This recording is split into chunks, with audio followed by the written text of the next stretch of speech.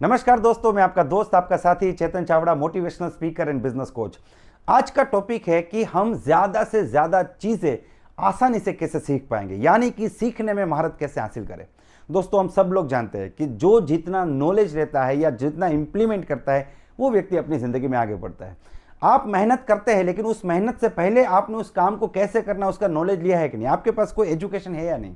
इसीलिए आज का वीडियो बड़ा ही खास बन जाता है और मैं आपको बहुत सी ऐसी एडवाइस देने वाला हूं जिसको अगर आपने अप्लाई किया तो मैं आपको वादा करता हूं कि आप जो भी सीख रहे हैं वो सीखने की रफ्तार बढ़ जाएगी, और अगर आपके सीखने की रफ्तार बढ़ जाएगी तो आपके रिजल्ट्स भी बढ़ जाएंगे। अल्टीमेटली आप ग्रो करेंगे। इस वीडियो को ध्यान से देखिए और पूरा देखिए। ओके, सो फर्स्ट एडवाइस मैं आपको यह दूंगा कि आप सीखने को महत्व दीजिए, सेल्फ एजुकेशन को इंपॉर्टेंस दीजिए। दोस्तों, दुनिया में दो प्रकार के एजुकेशन होते हैं, एक जो हम स्कूल कॉलेज में यानी कि हम एकेडमिक एजुकेशन लेते हैं, और दूसरा होता है सेल्फ एजुकेशन। स्कूल कॉलेज में आपको ज्यादा से ज्यादा जॉब के लिए प्रिपेयर किया जाएगा, या फिर मान लीजिए कि कुछ बिजनेस करने के लिए आपको वहां से कुछ बेसिक नॉलेज मिलेगा। लेकिन लाइफ एजुकेशन जो है, सेल्फ एजुकेशन है, वो उसके सीखने की कोई लिमिट नहीं, उसकी कोई सीमा नहीं है। आप क्या से क्या बन सकते हैं।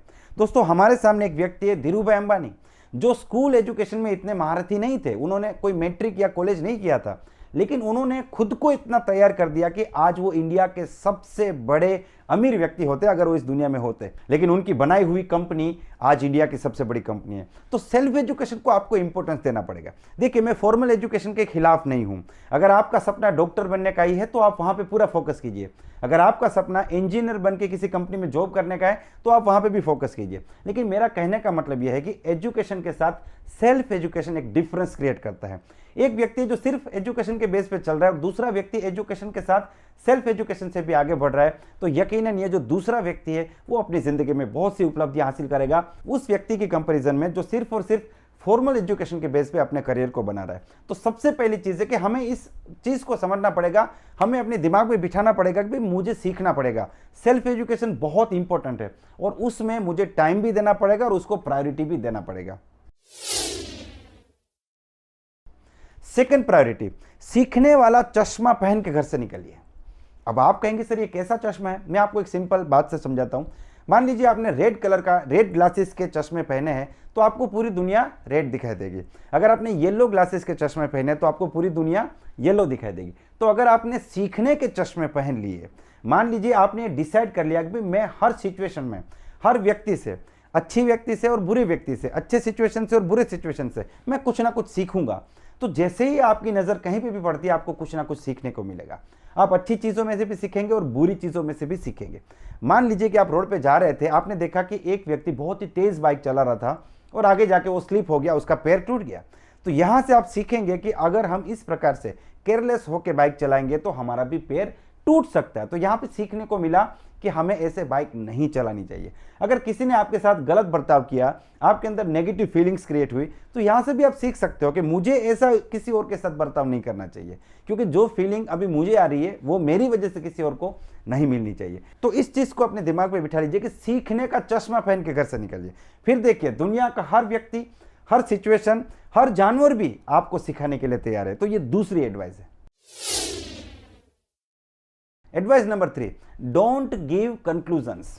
जी हां दोस्तों, ये कंक्लूजन जो है वो हमारे सीखने की खिड़की को बंद कर देता है।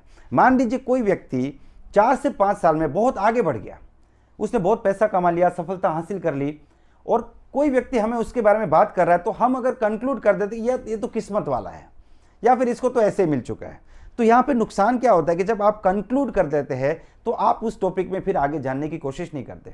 आप कभी उस व्यक्ति को स्टडी करने की कोशिश नहीं करते कि इसने कम समय में इतनी बड़ी सफलता कैसे हासिल की, क्योंकि आपने उसे कंक्लूड कर दिया, ये तो ऐसा है, ये तो वैसा है, उसको तो सब आता है, वो तो कर ही लेगा, वो तो करोड़पति बाप का बेटा है, या उसकी किस्मत बहुत अच्छी है। इस प्रकार के कंक्लूजन जो है वो बीच में एक दीवार खड़ी कर देती है, और उस व्यक्ति की सफलता से जो सीख हमको मिलनी चाहिए थी वो हमको नहीं मिलती है। इसीलिए कभी भी कंक्लूजन्स मत दीजिए, अपने आप को खुला रखिए, ओपन माइंडेड रखिए, जिससे कि आप ज्यादा से ज्यादा चीजें सीख सकते हैं।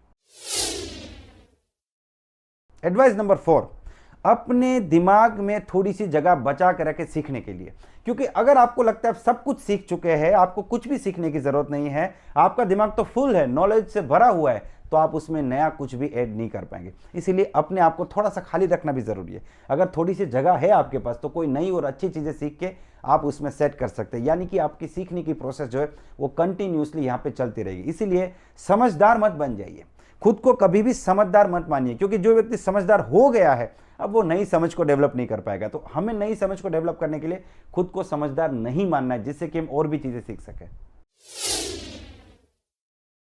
Advice number 5, give priority to education over entertainment.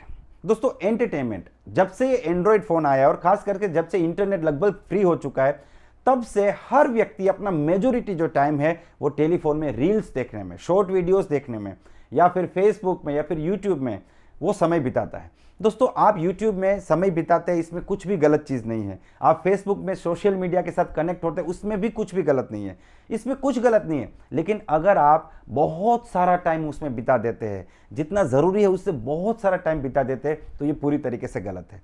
आप उसके आदी नहीं होने चाहिए। आप फेसबुक के आदी हो गए, इंस्टाग्राम के आदी हो गए, आप यूट्यूब के आदी हो गए, आप 5 घंटा एजुकेशन लेते हैं और काम सिर्फ 50 मिनट करते हैं, तो ये एक गलत तरीका है। इसीलिए कभी भी आप गूगल पे जाए, यूट्यूब पे जाए, तो आप सीखने के लिए जाए। आपको इस चीज़ को समझना पड़ेगा कि एंटरटेनमेंट ज़रूरी है, लेकिन सीखना उससे बहुत ज़्यादा ज़रूरी है, एजुकेशन उससे बहुत ज़्यादा ज़रूरी है। तो आपको हमेशा एंटरटेनमेंट से ऊपर जाके सीखने को पहली प्रायोरिटी देनी है। और इसमें आप ऐसा कर सकते हैं कि सबसे पहले एक नियम बनाइए कि अगर मैं 1 घंटा सोशल मीडिया में टाइम पास करता हूं तो मुझे कम से कम 1 घंटे से ज़्यादा टाइम बुक रीडिंग करना है।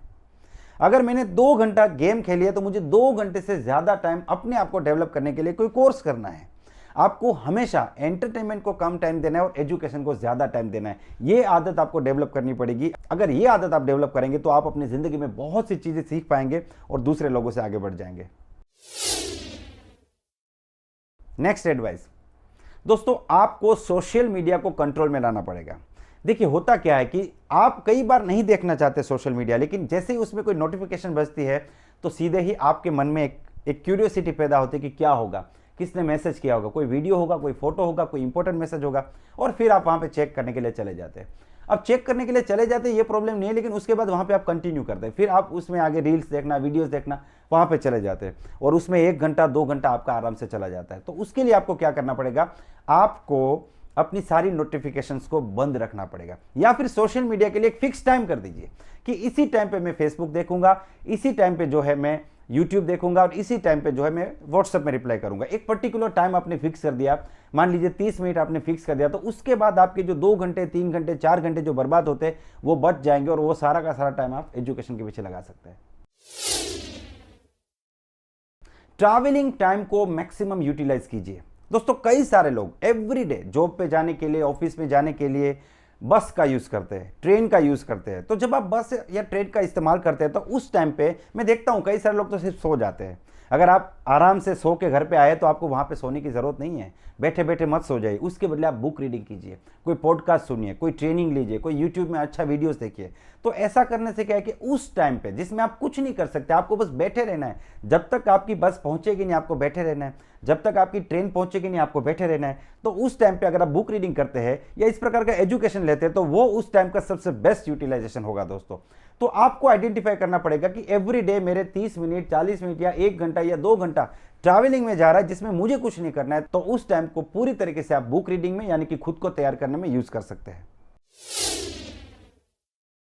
मान लीजिए कि आपको बुक रीडिंग करनी है, आपने डिसाइड किया कि मैं बुक रीडिंग करूंगा, लेकिन आप ज्यादा समय बैठते हैं घर में ड्राइंग रूम में और आपकी लाइब्रेरी है तीसरे रूम में। तो आपको जब भी विचार आएगा कि भाई मुझे बुक रीडिंग करनी है तो आपको उठ के जाना पड़ेगा लाइब्रेरी को, पहले तो तीसरे रूम में जाना पड़ेगा, फिर लाइब्रेरी को ओपन करना पड़ेगा, फिर उस किताब को निकालना पड़ेगा। और मान लीजिए वो किताब आपको वहां पे मिली नहीं, कहीं और रख दी है, तो फिर आप बुक रीडिंग को थोड़ी देर के लिए टाल देंगे। लेकिन उसी टाइम पे अगर आपके सामने पड़े हुए टेबल पे आपकी बुक पड़ी है तो अगर आप बोर भी हो रहे तो एक बार बुक उठा के देख लेंगे, चलो मैं 2 पेज पढ़ लेता हूं। तो आपको क्या करना है, जो चीजें सिखाने वाली है, जैसे बुक रीडिंग हो गया तो बुक सिखाने वाली चीजें, उसको हमेशा अपने साथ रखें।